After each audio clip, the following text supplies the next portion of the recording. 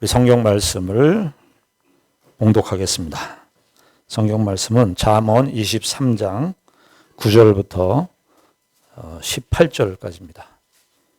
미련한 자의 말하지 말지니 이는 그가 내 지혜로운 말을 업신여길 것입니다. 옛 지게석을 옮기지 말며 고아들의 밭을 침범하지 말지어다.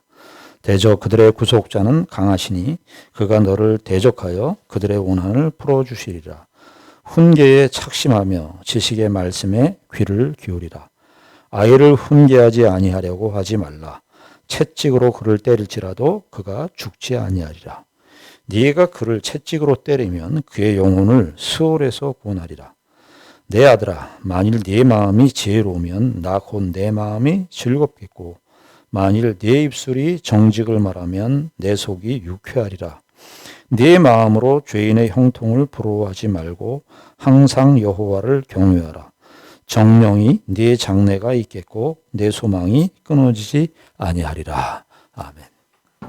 우리는 계속해서 이 잠언의 말씀을 함께 우리가 주일날 묵상하고 있습니다. 잠언의 말씀이 참 귀하고 소중한 말씀이 아닐 수 없습니다. 우리가 지난 시간에는 아주 중요한 교훈을 생각했어요. 무슨 교훈이냐면은 물론 성경 말씀이 다 소중하지만 23장 8절에 있는 말씀이 매우 귀중한 키포인트가 되는 말씀이라고 제가 설명을 드렸습니다. 23장 8절 상기하는 의미에서 8절을 제가 다시 읽겠습니다. 네가 조금 먹은 것도 토하겠고 네 아름다운 말도 헛된 대로 돌아가리라. 그러니까 8절의 하반절에 있는 말씀이 23장 1절과 8절을 다 아우르는 중요한 핵심적인 말씀이라고 설명을 드렸습니다. 이게 아름다운 말, 행동, 말이라고 하는 이 다발이라는 말인데 히브리어는 그 단어가 굉장히 함축적이에요. 그래서 그 단어 하나에 여러 가지 의미를 풍부하게 담고 있습니다. 하나님의 말씀 그럴 때 다발이라는 말을 쓰기도 하고요. 하나님의 역사 그럴 때 다발이라는 말도 써요. 그 인간에게 적용될 때도 인간의 말할 때도 다발이라는 말을 쓰고 인간의 행동이라고 할 때도 다발이라는 말을 씁니다. 잠언에서는 특히 성도의 삶의 행위, 성도의 그 말로 표현했는데 말이라고 하는 것은 사실의 행동의 중심이라고 할 수 있겠습니다. 우리가 행동 그러면 뭔가를 이렇게 움직이고 하는 행동을 생각하기 쉬운데 잠언에서는요. 하나님의 백성들의 행동을 이야기할 때 가장 중요하게 초점 삼는 것이 말이에요. 말 이꼴 행위라고 해도 과언이 아닐 정도입니다. 우리 사실은 말하고 삽니다. 말로서 사람도 죽이고요. 말로서 사람을 살리기도 합니다. 오늘날 연예인들이 우리가 자주 목격하는 그런 인터넷상에서 사건들이 나오는 거 보면 악플 때문에 자살하는 일들이 아주 심심치 않게 일어나는 이 현상을 우리가 목격하고 있습니다. 다 뭐죠?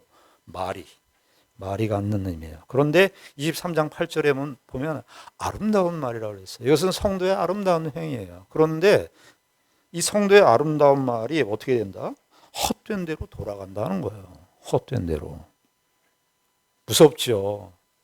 성도가 이 세상에 살면서 하나님의 백성다운 삶을 살았는데 그 삶이 다 무효가 된다는 거예요. 무서운 경고의 말씀이 아닐 수 없습니다. 예수님께서요.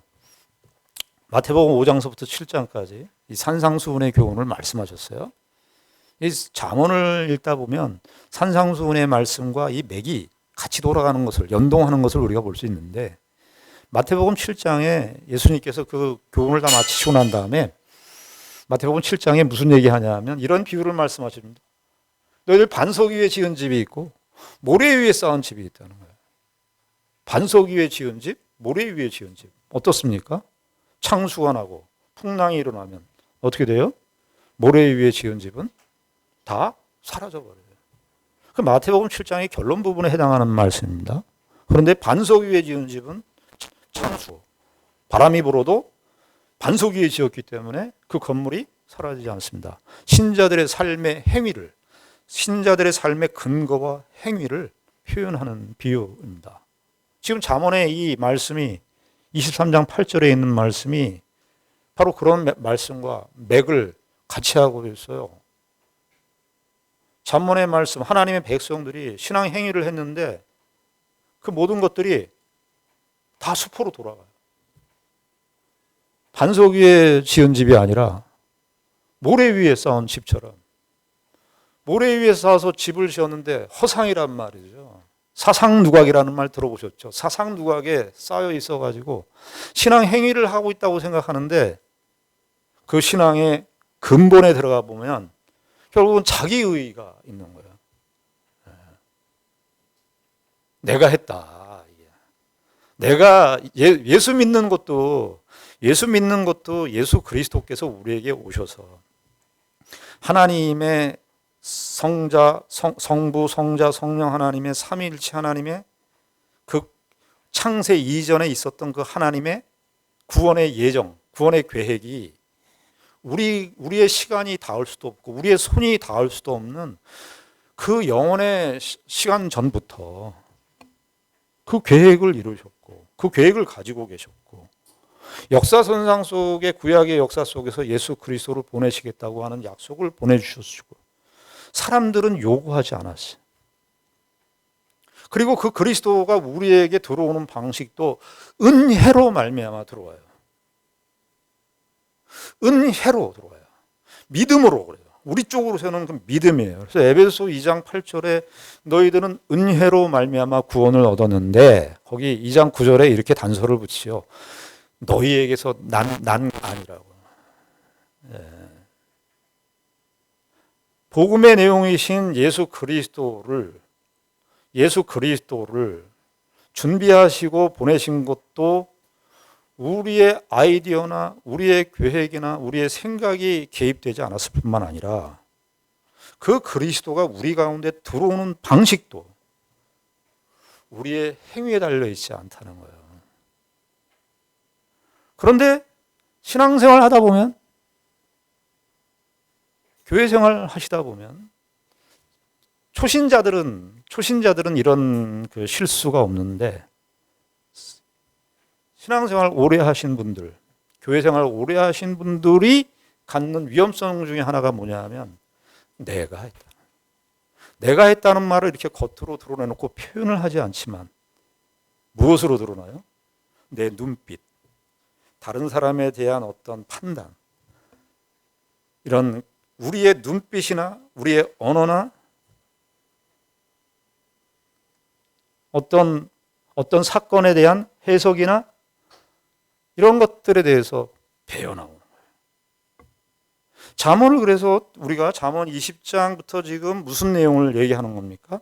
하나님의 백성들의 삶의 지혜를 얘기하는데 하나님의 백성들로서 이 땅에 살아가야 되는데 성화, 신약식으로 얘기하면 성화의 차원으로 지금 이야기를 하는데요. 뒷부분에 갈수록 잠언은 무슨 얘기를 하는 거냐면 하나님을 믿고 신앙생활하는 어느 정도의 신앙의 경험과 연륜이 쌓인 사람들이 저지르는 실수, 그걸 얘기하고 있는 거예요. 신앙생활 처음 시작하고 교회 처음 나오신 분들에게는 사실은 해당이 안 되는데 교회 생활도 한 10년 이상, 20년 이상, 그것도 이제 교회 생활을 어떻게 하느냐에 따라서 다를 수가 있겠습니다만은 어느 정도 교회 생활하고 이제 성경도 알고 그리고 어느 정도 신학적인 지식도 이제 생기게 되고 그런 사람들이 그런 경향, 그런 위치에, 그런 과정에 있는 사람들이 빠지기 쉬운 대목이 뭐냐면 영적인 우월감입니다. 영적인 우월의식이에요. 그래서 잠언은 그걸 지금 경고하는 거예요. 23장 8절에 너희들 그렇게 영적인 우월감, 영적인 자만에 너희 자신을 두면 다 헛된 데 돌아간다는 거예요. 여러분 우리가 이렇게 짧게 용어를 이렇게 좁은 범위의 용어를 썼습니다만 영적인 우월감 이런 표현을 썼지만 지나온 역사 가운데 이걸 좀 더 확대하면요 종교적 우월감 이렇게 얘기하면은요 민족적 우월감 이런 것보다 훨씬 더 역사 선상 속에서 큰 폐해를 남겼다는 사실을 아셔야 됩니다. 종교적 우월감 그것이 특별히 기독교적 우월감. 기독교적 우월감이 구교에서는 지난 역사 가운데 카톨릭에서는 구교에서는 무슨 역사의 범죄를 했냐면 십자군 운동, 8차에 걸치는 십자군 운동을 했습니다. 그게 뭐냐 하면 기독교라는 이름을 가지고 우월성을 갖고 있는 거예요. 그래서 다른 민족은 우리가 찬탈해도 된다. 그리고 종교 개혁이 일어났어요. 개신교는 그러면 안 했습니까? 개신교도 똑같이 구교가 카톨릭의 배경 속에서 기독교적 우월감을 이 역사선상 속에서 펼쳐 보였다면 개신교도 예외 기독교적인 종교적 우월감으로 아프리카, 남미 이런 사람들에 대해서 다 장악하고 지배했습니다. 그래서 그 당시 때 통용되었던 논리가 뭐였냐면은 지배하는 국가의 종교가 피지배 국가의 종교로 지배할 수 있다. 지배하는 국가가 지배당하는 피지배 국가의 종교도 정해준다는 거예요. 멋있죠. 기독교의 입장에서 기독교 선교를 한다는 맥락에서는 그런 강제성이 동원된다는 거 얼마든지 있을 수 있다고 생각하고 허용했던 시대가 지나온 기독교 역사였습니다. 영적 우월감이 갖는 이 피해를 우리가 생각해야 됩니다. 네덜란드 하면 화란의 유명한 종교 개혁자들을 배출한 것이 화란입니다. 네덜란드인데 네덜란드가 남아프리카 공화국을 지배했습니다. 남아프리카 공화국에서 개신교 종교 우리 식으로 말하면 개혁파 교회였습니다. 개혁파 교회들이 백인들이 가서 예배를 드리는데 흑인들은 못 들어오겠습니다. 최근까지 있었던 근대까지 있었던 현상입니다. 종교적 우월감이 이 민족, 역사, 이 세상의 역사에 있어서 어떻게 표현되고 어떤 잘못을 범해왔는지를 역사는 우리에게 보여주고 있습니다. 기독교 신앙자, 교회 생활하면서 우리가 신앙생활 하는 데 있어서 제일 경계해야 될 것이 뭐냐 하면 영적인 우월의식입니다. 예수님께서 이 땅에 오셔서 병자를 가서 고쳐주시고 귀신 들린 자를 회복시키시고 38년 된 병자를 예수님께서 베데스다 연못에서 살려주시고 사마리아 성 수가성에 있는 여인에 가셔서 예수님께서 생수의 교훈을 말씀해 주셨습니다. 그러나 예수님께서 같이 할 수 없었던 인물들이 누구냐면 서기관, 바리새인, 그 당시 때 대제사장, 종교 지도자들이었습니다. 그 사람들은 다 뭐냐? 영적인 우월의식에 쌓여 있었던 사람들이었습니다. 예수님이 뭐라고 그러죠? 그 사람들에게 화 있을진저, 마태복음 23장에 화 있을진저, 이 회칠한 무덤들, 독사의 자식들이라. 쉽게 얘기하면은 사탄의 자식들이라고. 그렇게 예수님이 그 사람들에 대해서는 일말의 긍휼이 없이 예수님께서 심판의 그 예리한 말씀을 그들에게는 하셨습니다. 왜? 너희들이 천국문을 가로막고 있다고. 하나님의 은혜로 말미암아 우리가 서 있는데 하나님의 은혜가 아니면 설 수 없는 자임을 인식해서 다른 사람들이 나를 볼 때 하나님의 은혜가 필요한 존재라고 서 있어야 되는데 자신들이 의인이니까 누구도 못 들어오게 하는 거야. 23장 8절에 있는 말씀은 바로 그 교훈입니다. 자, 그러면 이 영적인 우월감에 있는 이 사람들에게 잠언은 계속해서 무슨 이야기를 합니까? 9절에 보면은 미련한 자의 귀에 말하지 말지니. 그러니 미련한 자라는 것은 그럼 무엇이겠어요? 여기서 미련한 자는 영적인 우월감에 휩싸여 있는 자예요. 영적인 우월감에 휩싸여 있는 자들은 미련한 자예요. 그런데 뭐라 그래요? 말하지 말래요. 이는 그가 네 지혜로운 말을 업신 여길 것임이기 때문에 그렇다는 거예요. 안 듣는다는 겁니다. 왜 안 들어요? 내가 주인인데, 내가 영적인 그 내용의 확신인데, 내 자체가 영적으로 충만해 있는데, 내가 영적인 지식이 풍부한 사람인데 무엇을 듣겠냐요? 안 듣는다는 거예요. 그래서 이게 풍자예요. 일종의 미련한 자의 귀에 말하지 말라. 이 미련이라는 말, 전도 잠언에 보면은 미련이라는 말이 49번 나오고요. 전도서에서도 25번이 나와요. 그러니까 총 한 80번 정도가 나오는데 거의 90% 이상이 솔로몬이 다 썼던 내용입니다. 솔로몬이 이 용어를 썼어요. 여러분들 한번 생각해 보시죠. 솔로몬 하면 어떤 왕입니까? 지혜의 왕입니다. 지혜의 왕이에요. 근데 솔로몬이 그 미련이라는 말을 썼어요. 어리석다라는 말도 잠언에서 많이 나와. 전도서에서도 미련하다, 어리석다라는 말을 솔로몬 스스로 썼습니다. 솔로몬은 우리가 잘 알다시피 열왕기상에 의하면 정말 지혜를 하나님께 요청해서 기브온 산당에서 듣는 마음인데, 원래 히브리어는 듣는 마음이에요. 지혜죠. 하나님으로부터 듣는 마음을 받아서 나는 아이라 하나님께서 말씀해 주셔야 나는 이 이스라엘을 통치할 수 있습니다. 그런데 시간이 지날수록 그 지혜의 왕, 지혜의 이꼴 겸손이었는데 어떻게 되죠? 자기가 모든 일의 주인이 되어버립니다.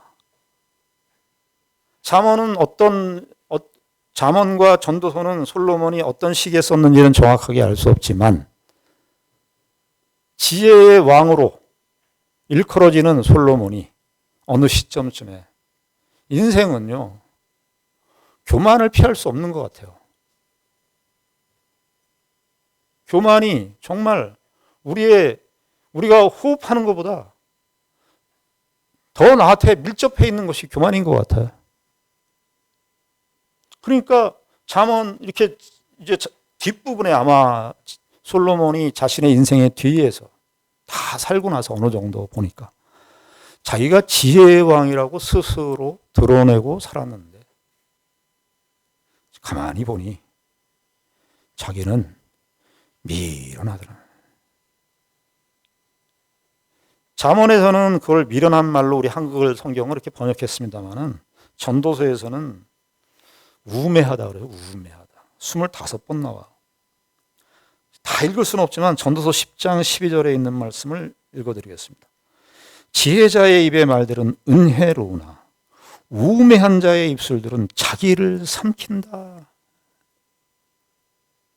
솔로몬이 이런 거 아닐 겁니다. 나는 지혜로운데 다른 사람들 보니까 다 우매해, 미련해, 한심하고, 그러니까 자기가 주인이 돼서 다른 사람들 다 쟤네를 미련하고 쟤네를 어리석고, 그런 얘기 아닐 겁니다.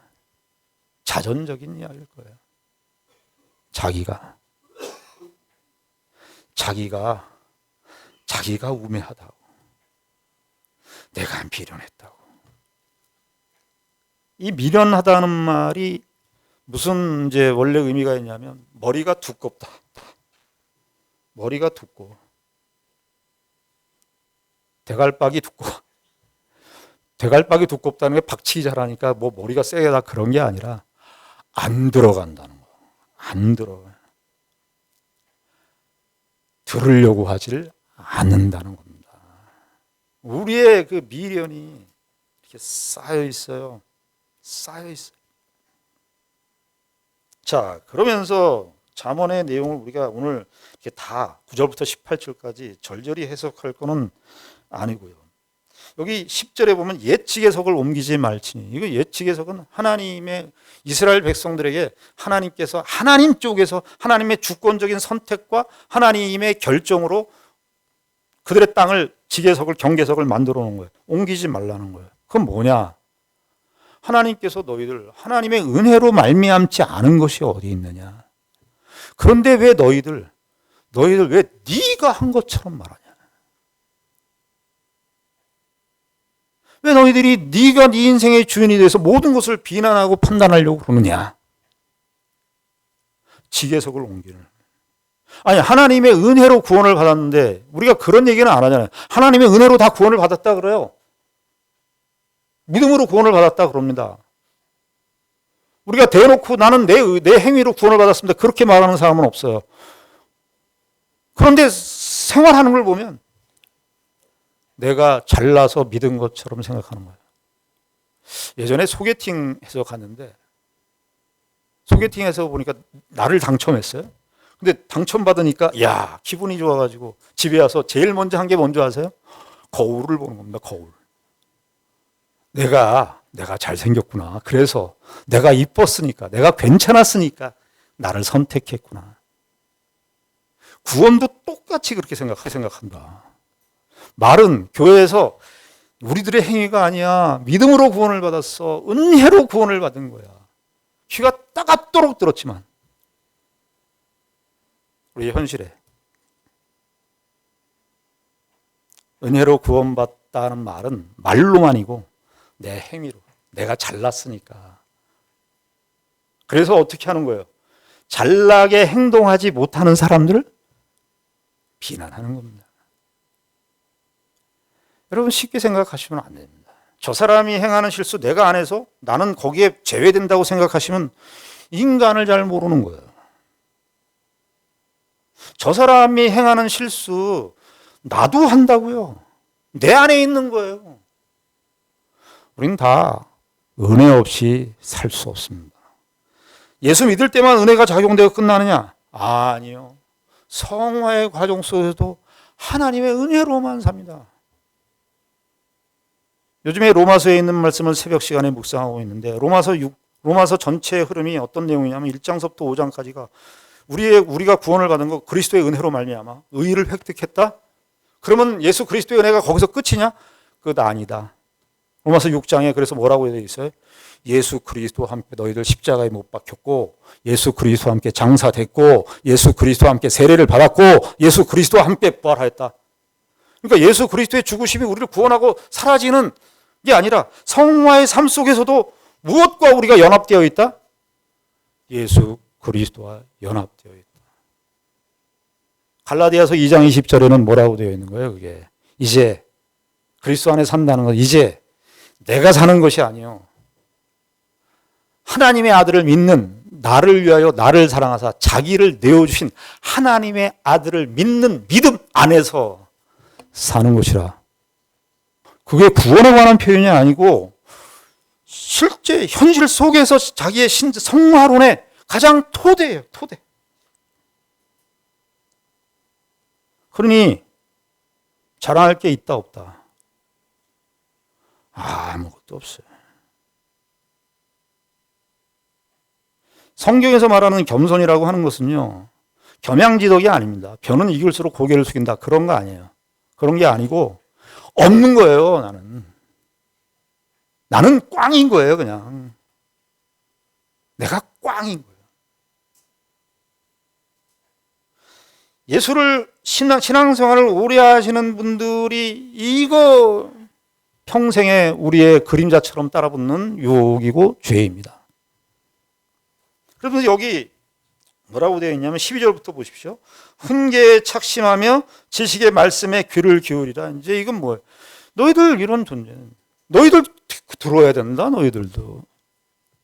너희들이 하나님을 알면 얼만큼 아니?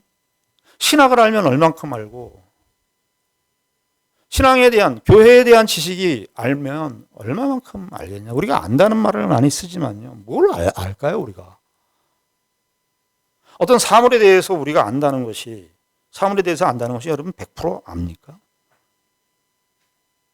사물에 대해서 우리가 알지를 못하면, 우리의 관찰된, 우리의 눈에, 우리의 가시광선 속에서 우리가 발견된 그 시야 안에 들어온 거, 그것만 아는 것이지 그것이 그 사물의 전체냐? 그렇지 않죠.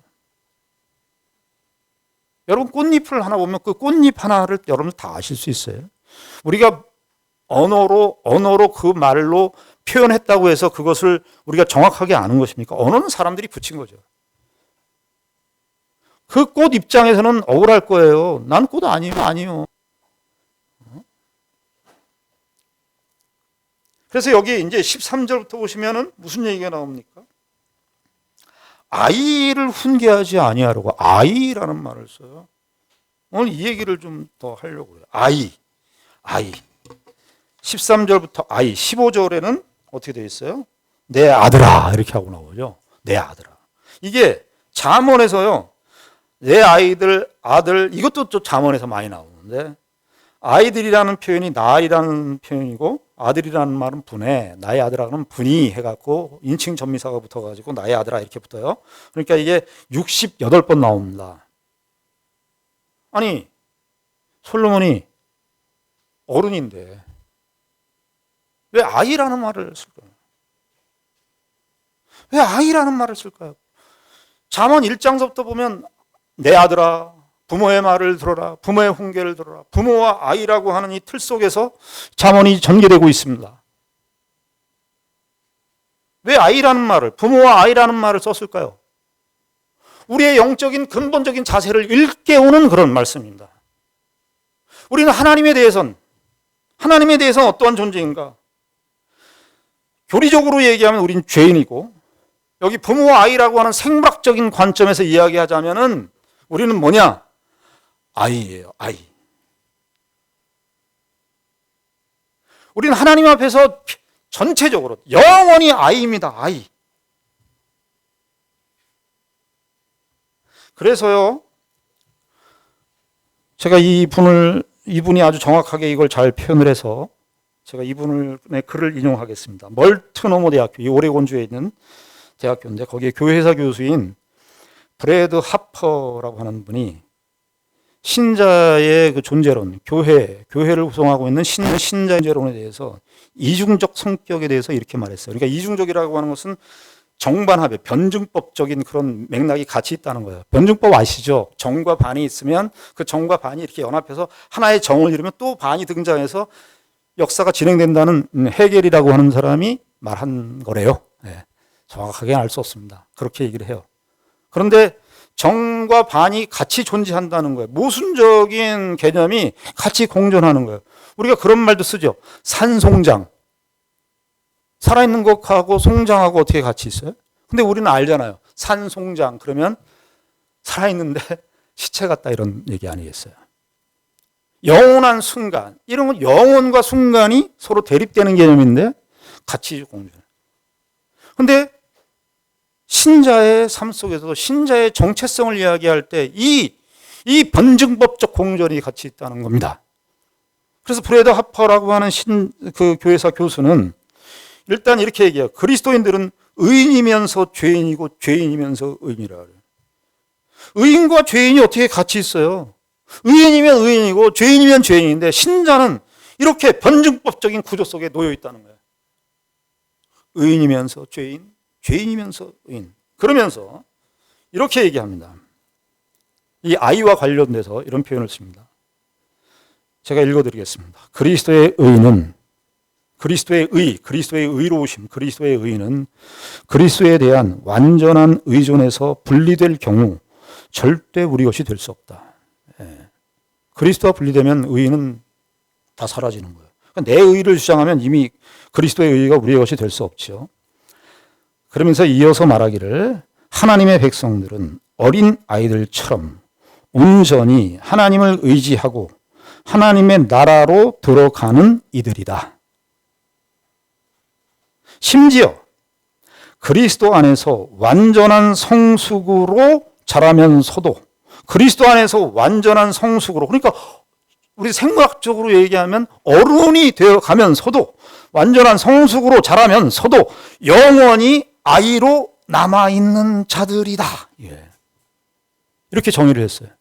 어른으로 가는데 영원히 아이로 남아있는 자들이다. 저는 이 표현을, 이 문장을 읽으면서 뒤에 맨 마지막에 나와 있는 이 표현, 아이로 남아있는 자들이다. 영원히 아이로 남아있는 자들이다. 이것이 신자의 이중적인 정체성이에요. 우리가 무슨 사실을 깨닫고 하나님의 진리를 알고 다른 사람보다 더 하나님에 대한 지식과 성경에 대한 지식이 풍부하다 할지라도 그것은 하나님의 은혜로 정말 주어진 것이지 내가 저 사람보다 더 훌륭한 신자라고 하는 그 증거는 되지 않습니다.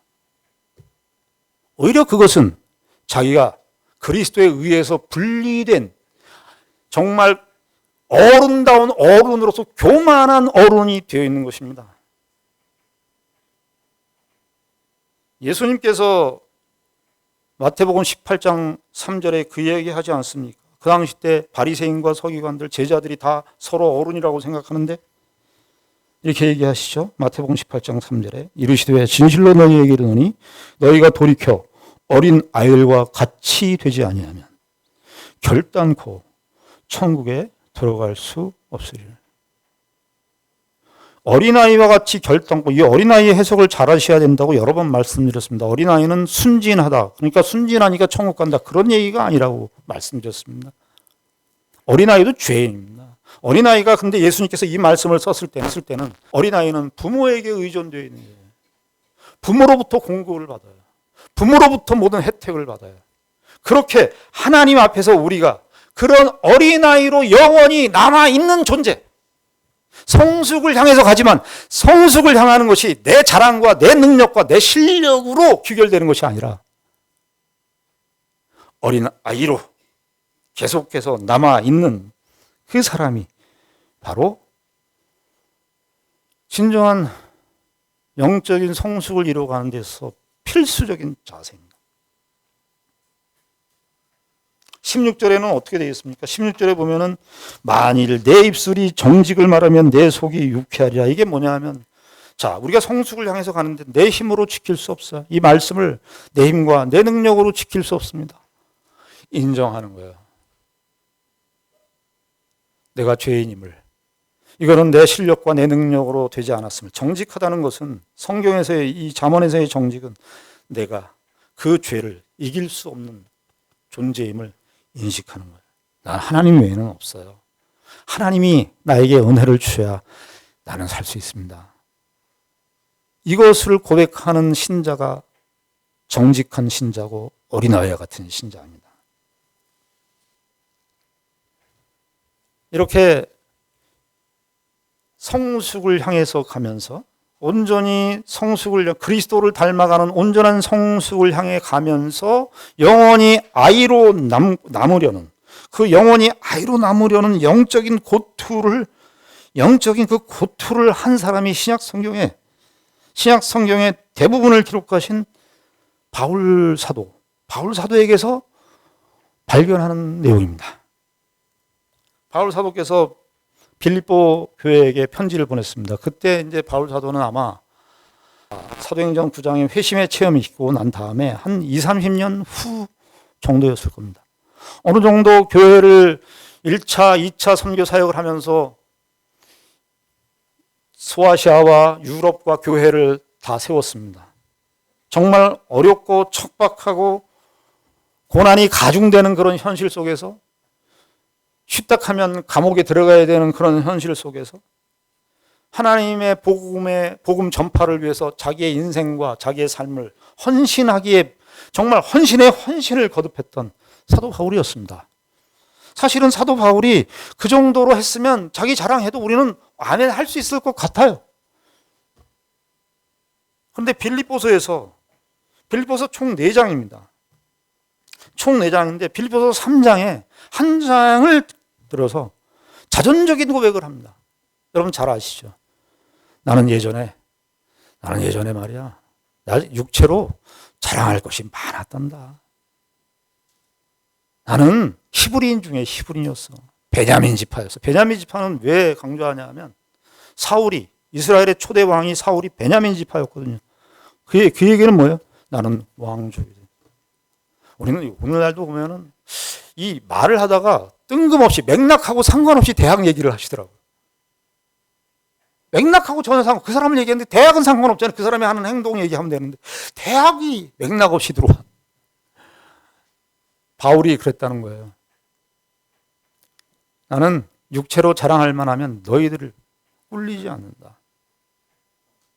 나는 그런데 교회를 핍박하는데 어느 정도 열심인 사람이냐면 교회를 핍박하는데 열심인 사람이다. 나는 율법의 바리새인으로는 흠이 없는 사람이다. 그게 육체를 자랑할 만한 것이었대요. 그런데 쭉 내용이 진행돼 가면서 뭐라고 그러는지 압니까? 빌립보장 12절에 이렇게 얘기합니다. 내가 이미 얻었다 함도 아니요 온전히 이루었다 함도 아니라 오직 내가 그리스도 예수께 잡힌 바 된 그것을 잡으려고 달려가노라. 나는 아직 얻었다 함도 아니고 온전히 이루었다 함도 아니다. 너희들이 나를 볼 때 바울 선생님은 야, 저 정도면 괜찮은 사람 천만이다. 나도 지금 달려가고 있다. 나도 온전히 이루었다 함도 아니다. 예수 그리스도께 잡힌 바 된 그것을 잡으려고 쫓아가고 있어. 13절 형제들아 나는 아직 내가 잡은 줄로 여기지 아니하고 오직 한 일, 즉 뒤에 있는 것은 잊어버리고 앞에 있는 것을 잡으려고 14절 표대를 향하여 그리스도 예수 안에서 하나님이 위에서 부르신 부름의 상을 위하여 달려가고 있다.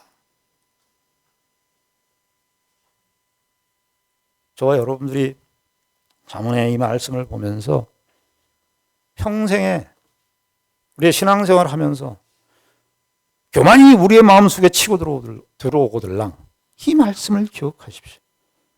아이의 자세를 가져야 됩니다. 자신을 낮춰야 됩니다. 저절로 낮춰지지 않습니다. 자신을 낮춰야 됩니다.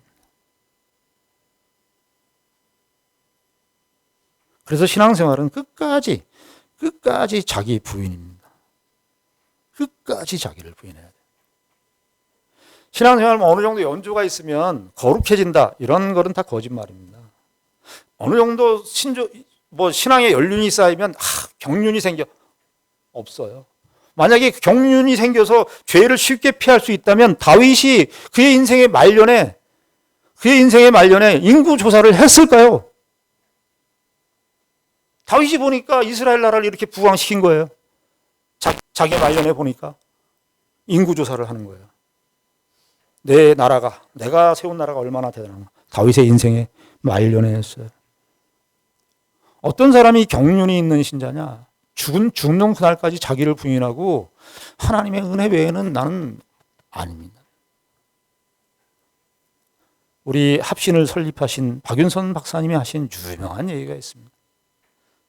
나는 80년 먹은 죄인입니다. 다른 말로 얘기하면 80년 먹은 어린아이. 우리가 이 자세를 놓치시면 안 됩니다.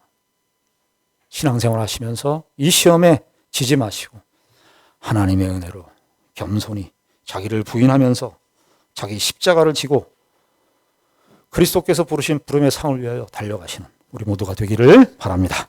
기도하겠습니다. 하나님 아버지 은혜를 감사합니다. 우리는 하나님의 은혜로 말미암아 살고 있습니다. 구원도 하나님의 은혜로 말미암은 것이고 이 세상의 일반 은총적인 것도 하나님의 은혜로 말미암은 것입니다. 내가 호흡하고 사는 것도 하나님의 은혜입니다.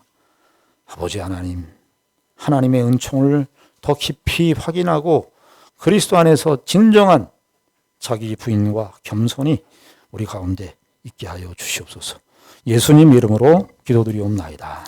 아멘.